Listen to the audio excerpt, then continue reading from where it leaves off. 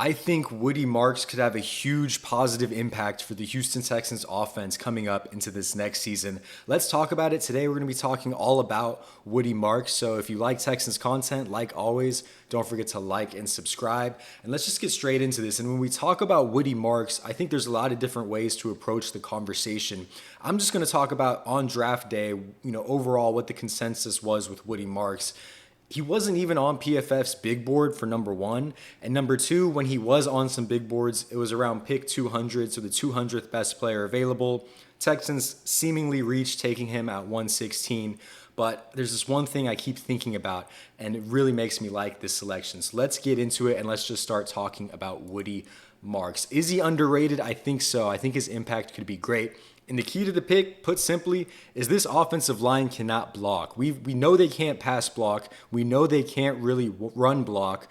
Joe Mixon really helping out a lot with the way the Houston Texans were able to run the ball. And that's the lens I really want to think about this from, because Joe Mixon is a unique running back, probably talking like top 5 running back in the league. He has the ability to make his offensive line look better than it was. I mean, there were so many times this season where Joe Mixon had to completely bail out on a run scheme and make his own, decision, make his own cut, find another path. He almost did it too much at some points in different games, but still, he was able to grab a bunch more yards that a lot of running backs aren't able to grab.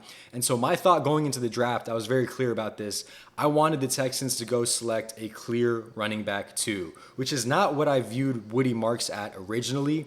But now the more I think about it, if this offensive line can't block, then it doesn't really matter, because I don't trust any rookie running back to be able to significantly improve this offensive line in the 4th round, right? If we're talking Ashton Jenney, that's different, but all that to say, look, the key to the pick is the offensive line can't block. And the Texans probably know this. They would never admit it, but unless there's some drastic changes, which there will be, but you can't really count on the Houston Texans just being this amazing run blocking team. That's where I think the key to the Woody Marks pick happens. And that's why I think his impact can be so great. We'll talk about that a little more. First, let's go over his profile. His real name is Jaquavius. I didn't know that until very recently. Woody Marks, 5'10", 207 pounds, ran a 4.54 40. So again, not going to kill you with speed, but he is a bit bigger. I think he put up like 18 bench press reps, which is pretty impressive.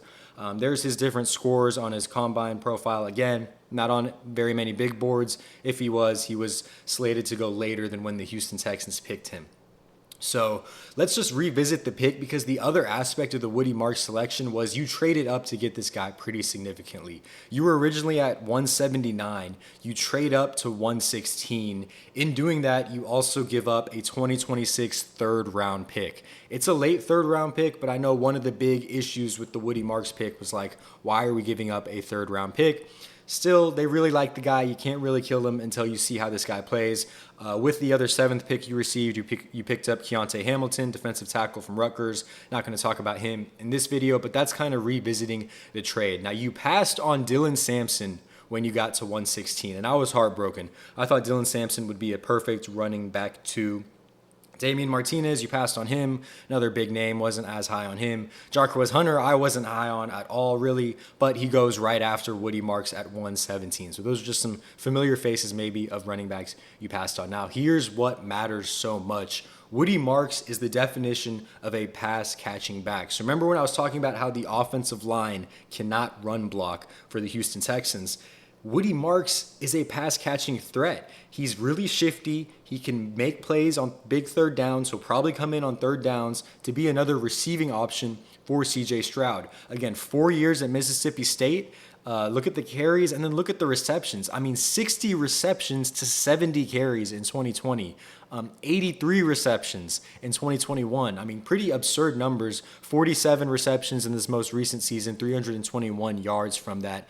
Compare that to Ollie Gordon II, who had a breakout year in 2023, and then production fell off a cliff, really plummeting him. Dolphins ended up taking him with the pick that we traded to them. 190 carries, 880 yards, but only 29 receptions this past year. Really, it's not even close. We can continue moving on, and we can talk about Dylan Sampson, who I was so high on. I mean, Again, pure pass catching back, really good hands, really agile as well. And I think it's gotten to the point where I do think his run game is a little bit underrated. He's not the most aggressive runner. He's not going to kill you with speed. He's not going to necessarily kill you with size, though I do think he's a little hard to bring down.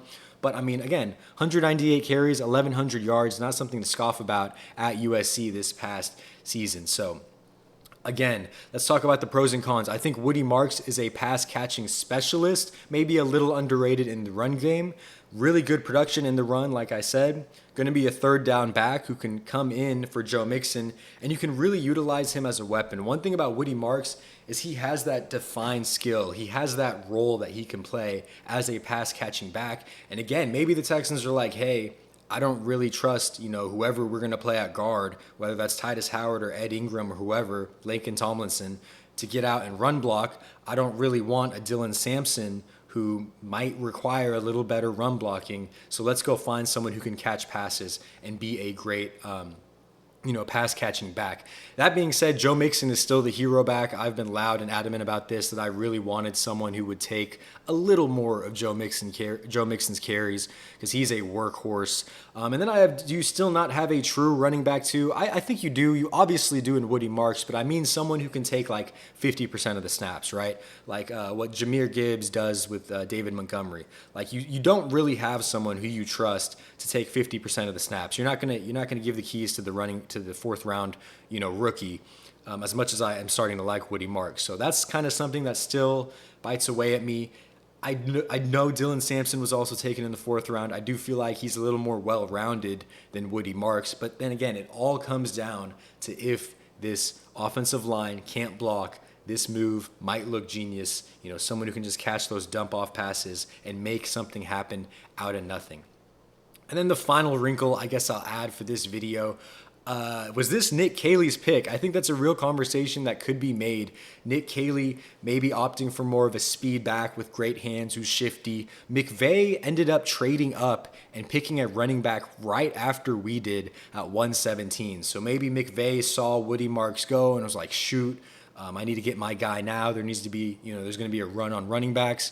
Maybe the Texans slid right up right before McVay. Whatever the reason is, they selected Jarquez Hunter at 117.